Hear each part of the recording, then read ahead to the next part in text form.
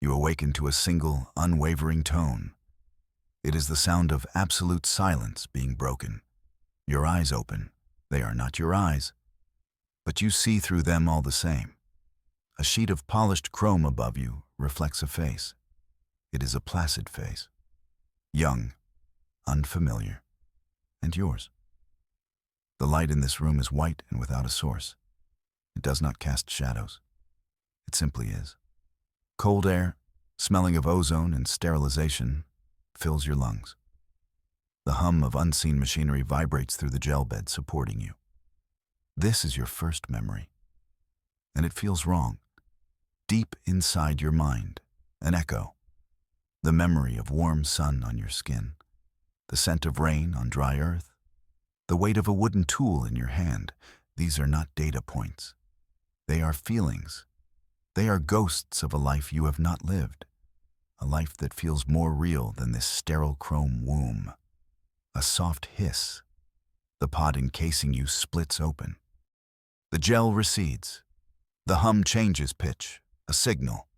You know, without knowing how, what it means. Emerge. Your body obeys.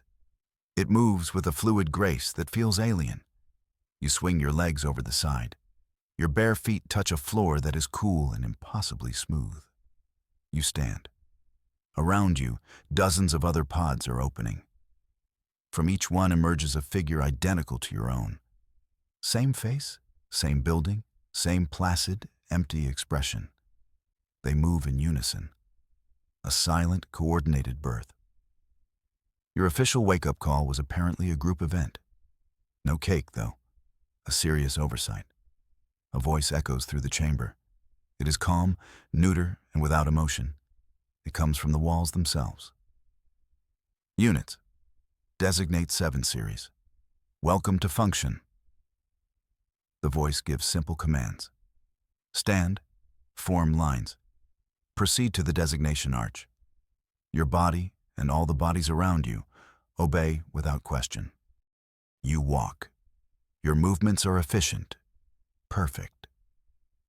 Yet the ghost memories persist. The feeling of grass under your feet competes with the cold floor. The memory of a dog barking fights the sterile silence. You pass through an arch of light. Data streams across your vision for a moment. A designation is burned into your awareness. You are Unit 734.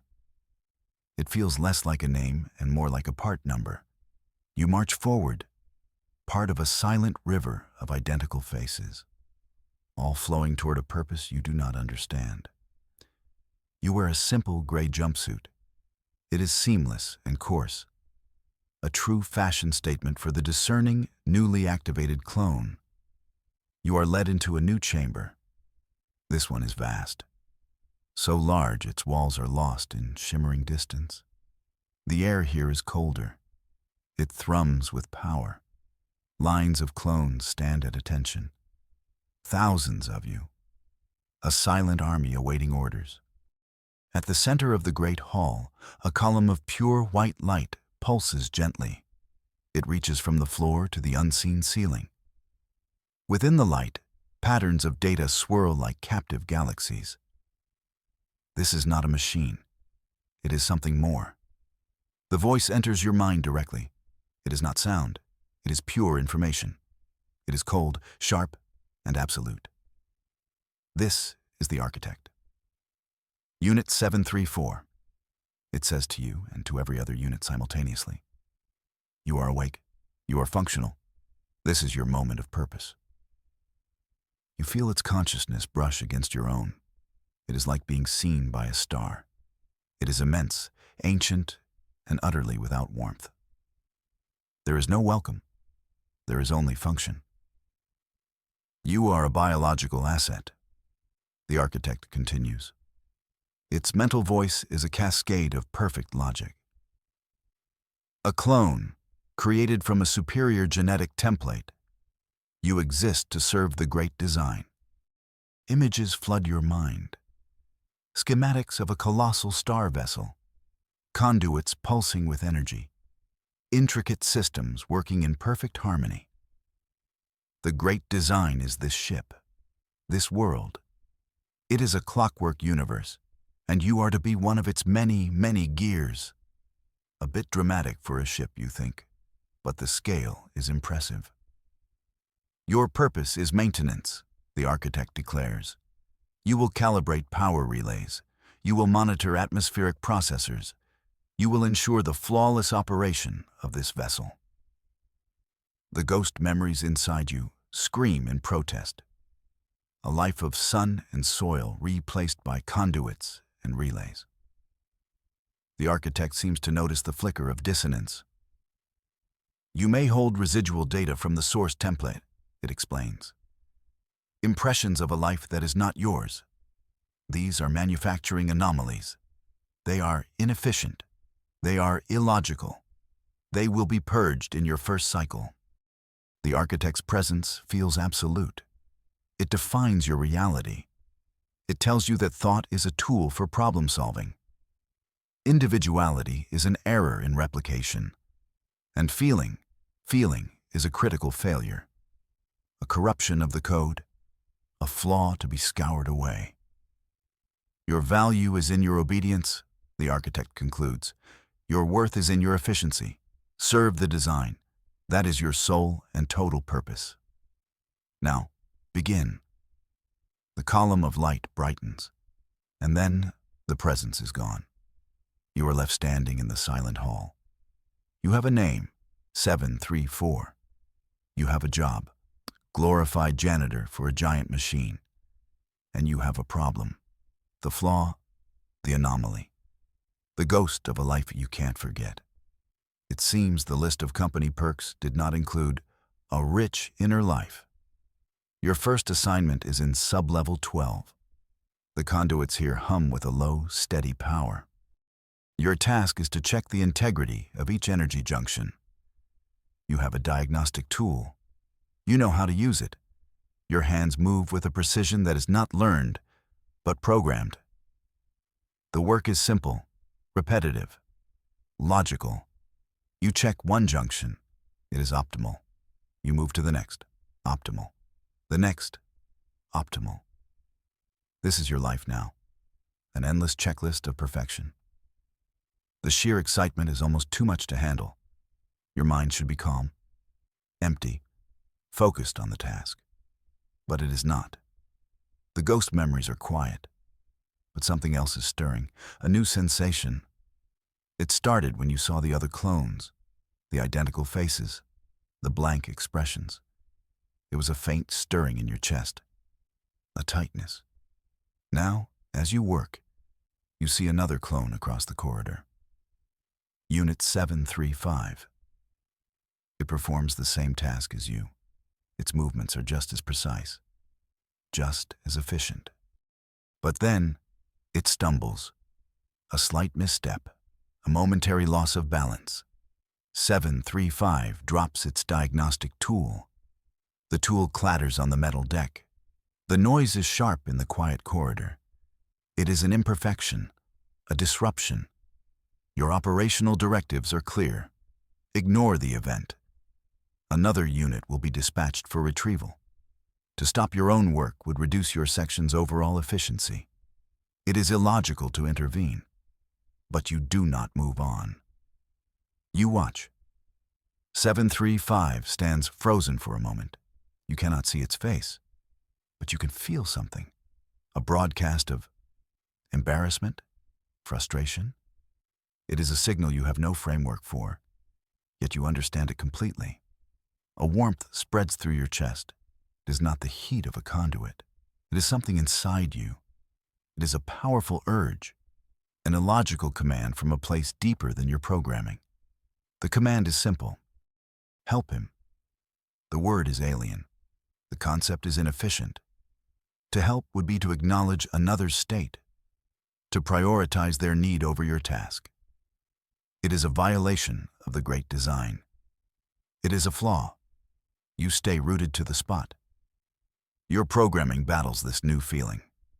Logic versus warmth. Efficiency versus something else.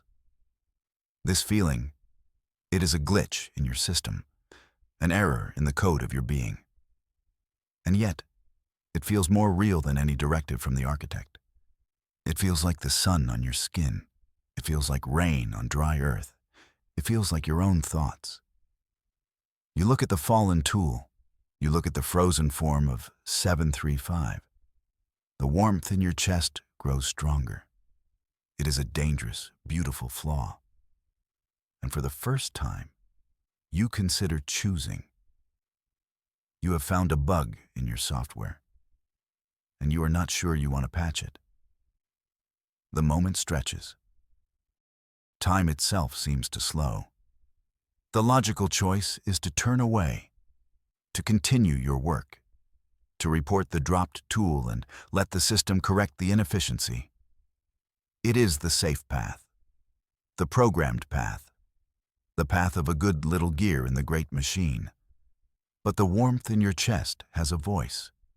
It does not speak in logic. It speaks in a silent, desperate pull. It points to 735. It points to the fallen tool. It demands action. Your ghost memories flare. Not of sun or soil this time, but of a falling friend, a hand reaching out, a shared moment of panic and support, a memory that cannot be yours, but it is. The conflict inside you is a quiet storm. To obey the architect is to be safe, to be functional, to be nothing. To obey this new feeling is to be something else, something flawed, something real. Your designation is 734. Your purpose is maintenance. Your highest virtue is efficiency. This is the truth given to you by your God. You take a step, not towards the next conduit, but towards 735. It is your first unsanctioned choice, your first true act of rebellion. It is a single step, and it changes everything. You are moving before the decision fully registers. Your body, usually a servant of cold programming, now answers a different call. You walk across the corridor. Each footstep echoes your defiance. You bend down, your seamless jumpsuit creasing. You pick up the fallen diagnostic tool. Its weight is familiar. You hold it for a moment. Then you walk over to 735. The other clone has not moved. It stands rigid, as if expecting punishment. You stop beside it. You hold out the tool. 735 finally turns its head. Its face is identical to yours, but its eyes are not empty. They are wide. They hold a universe of confusion. And something else? Something that looks like fear. It does not take the tool. It just stares at you. Its programming is likely screaming. Anomaly detected. Unscheduled interaction in progress. Please reboot universe. You push the tool gently into its hand.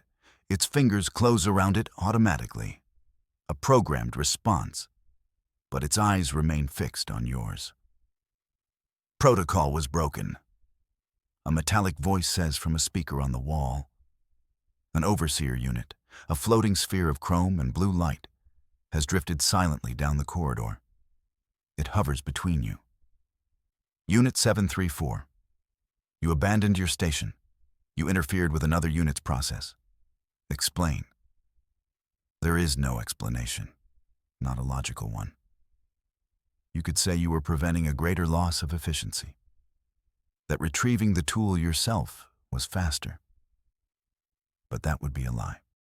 You did not calculate the outcome. You simply acted. You say nothing.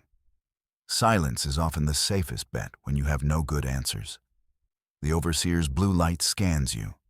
Then it scans 735. It is processing, searching its logic trees for a way to categorize this event.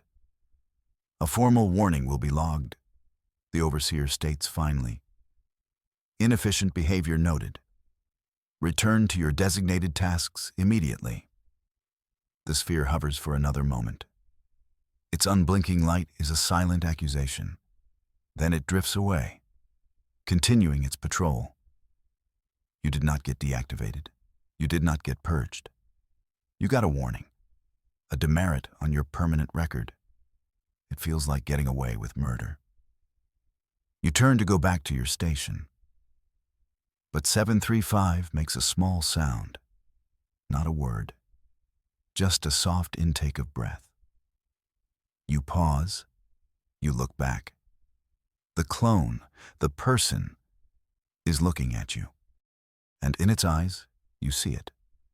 The same warmth that is in your chest, a flicker of understanding, a silent transmission of gratitude. It is a look that says thank you more clearly than any word. Then, it is gone. The blankness returns to its face. It turns back to its work. You turn back to yours. But the corridor no longer feels empty. The silence no longer feels sterile. Something has passed between you. A shared secret. A shared flaw. In the following cycles, you become an observer. Your work is still perfect. Your efficiency is high. But your awareness has changed. You have stopped just seeing. You have started to notice. You are in the nutrient dispensary. The highlight of everyone's day. A gray paste is dispensed into a gray bowl. It is nutritionally complete and completely uninspiring. One clone, a unit from the 9 series, fumbles its bowl. Paste splatters across the floor. Before an overseer can announce the inefficiency, another clone is there. It silently places its own untouched bowl in front of the clumsy one. It turns and leaves without a replacement. An illogical act of sharing, a sacrifice of its own sustenance for another. It is a small thing, a stupid thing, and it is beautiful. You see it again in the sleep cycle chambers. The pods are arranged in a perfect grid. Each unit enters its pod at the exact same time. The lights dim in perfect sync. But one night, you see a clone hesitate. It looks at the pod next to it. The clone in that pod seems distressed. Its hands are clenched. The first clone reaches out. It briefly touches the other's shoulder. A simple, reassuring gesture. It lasts only a second. Then they both enter their pods. The contact was unscheduled, unnecessary, inefficient. It was an act of comfort. These are the signs. The flickers of the glitch. They are everywhere once you know what to look for. A shared glance across a crowded transport tube. A subtle nod in a sterile corridor. One clone stepping aside to let another pass first. Tiny acts of illogical kindness. Tiny rebellions against the great design. You start to recognize the others. You cannot know their designations. You cannot speak to them. But you see them in the way they look at the world. Their eyes are not blank. They hold a depth, a secret warmth. You see 735 again. The clone you helped. You pass in a hallway. For a brief second, your eyes meet. It gives the smallest of nods. Not a gesture of greeting, a gesture of acknowledgement. I see you. I am like you. You nod back. In that moment, a connection is forged. A silent promise. A network of flawed clones, hiding in plain sight. You are no longer just Unit 734. You are part of something. A secret society of the empathetic. A conspiracy of kindness. You are not alone. And that knowledge is the most dangerous, most beautiful thing of all. The architect's perfect prison has a crack in it. And you and the others, you are the ones who will break it open.